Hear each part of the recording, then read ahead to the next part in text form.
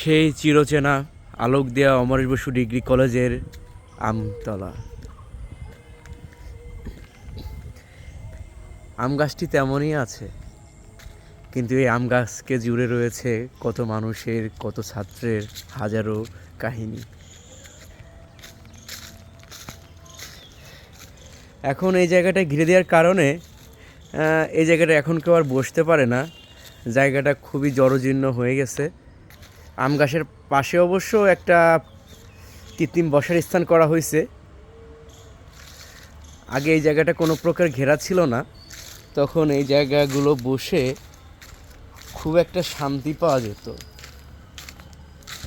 এই জায়গাগুলো ছিল অনেক তেলে, এই শিকড়গুলোর উপরে অনেক তেলে ভাব ছিল। এখন সেই তেলে ভাবটা নাই। সেই কলেজ আলোক দিয়া অমরেশ বসু ডিগ্রি কলেজের ঐতিহ্যবাহী আম গাছ, সেই আমতলা, যেটা সবাই এক নামে ডাকলেই চলে আসতো।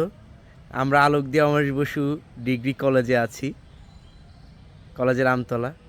খুব সুন্দর পরিবেশ কলেজে, মনোমুগ্ধকর, মন জুড়ানো, চারিদিকে সবুজ আর সবুজ।